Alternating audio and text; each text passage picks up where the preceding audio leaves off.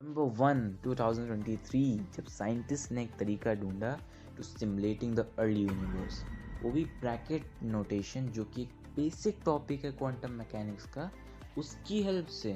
So let's see कि scientist ने इतना बेहतरीन काम कैसे किया। बट उससे पहले let understand what is bracket notation. So friends, मैं हूं नमन और आप देख रहे हैं क्वांटम मैकेनिक्स हब। तो जैसा कि आप जानते हैं, क्वांटम मैकेनिक्स में हम कॉम्प्लेक्स मैथमेटिकल एक्सप्रेशन का यूज़ करते हैं पार्टिकल्स या सिस्टम के बिहेवियर को समझने के लिए। और ब्रैकेट नोटेशन एक गजब का तरीका है जो इन्हीं मैथमेटिकल ऑब्जेक्ट्स को रिप्रेजेंट करने में हेल्प करता है। इसे 1939 में फिजिसिस्ट पॉल डिरैक ने डेवलप किया था और इसी वजह से इसको डिरैक नोटेशन भी बोला जाता है। ब्रैकेट नोटेशन में हम कैट्स का यूज़ करते हैं क्वांटम स्टेट्स को रिप्रेजेंट करने के लिए।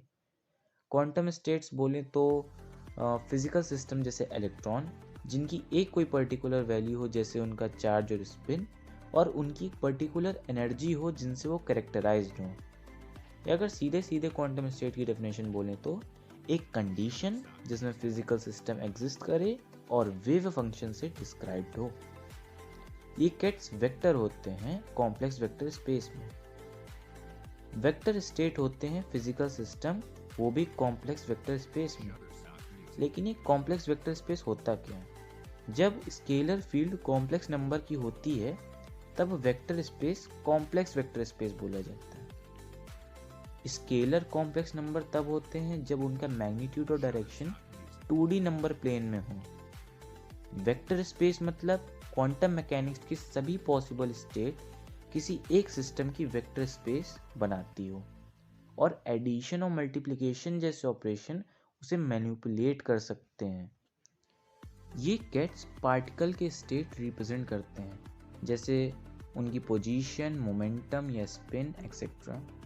फॉर एग्जांपल, कैट्स किसी पार्टिकल की स्टेट को एक सर्टेन पोजीशन के साथ स्पेस में रिप्रेजेंट कर सकता है।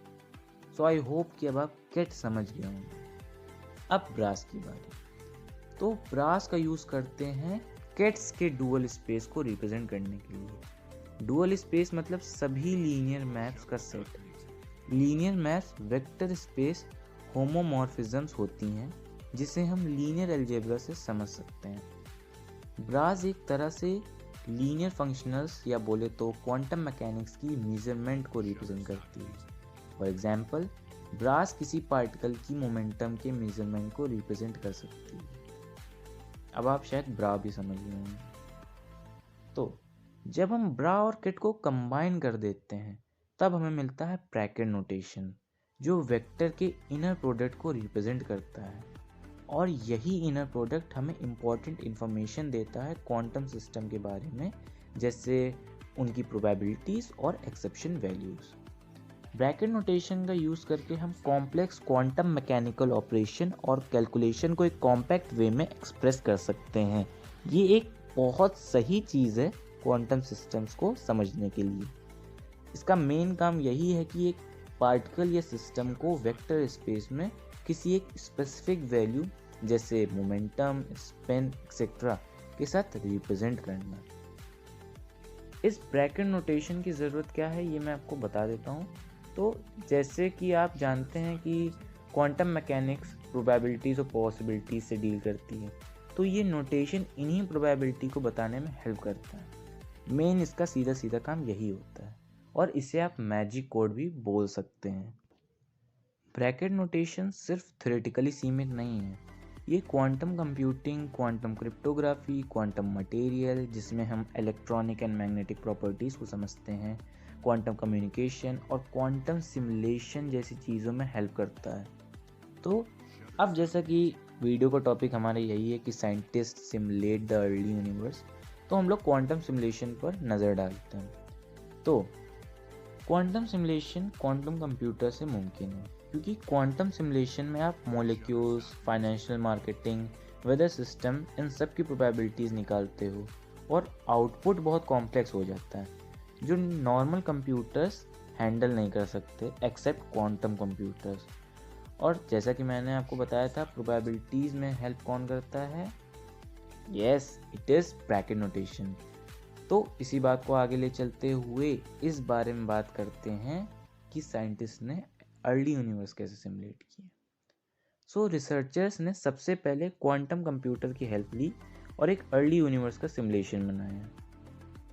ठीक है, फिर एक कॉमन सी बात आप मुझे खुद बताइए कि अर्ली यूनिवर्स की स्टार्टिंग में हम सब जानते हैं एलिमेंट्री पार्टिकल के कोलिजन और रिएक्शन के साथ उसको होने के बाद हमारा आज का यूनिवर्स एग्जिस्टेंस में आया था।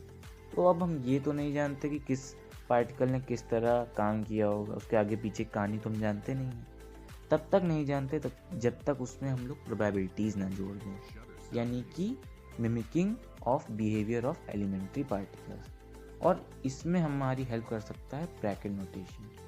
तो ब्रैकेट नोटेशन से क्वांटम कंप्यूटर ने अलग अलग कंडीशन बनाए और न्यू रिजल्ट बनाए, और करते करते यूनिवर्स का सिमुलेशन सामने आया।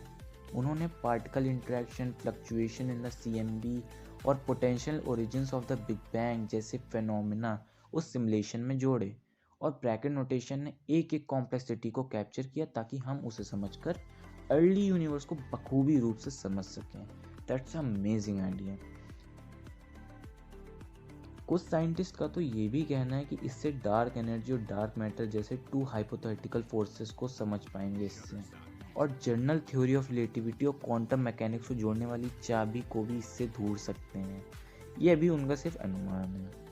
आपको इसके बारे में क्या लगता है कमेंट सेक्शन में ज़रूर बताना, और इस वीडियो को लाइक करना और शेयर करना उन दोस्तों के साथ जो क्वांटम मैकेनिक्स को सिर्फ एक सब्जेक्ट नहीं समझते हैं।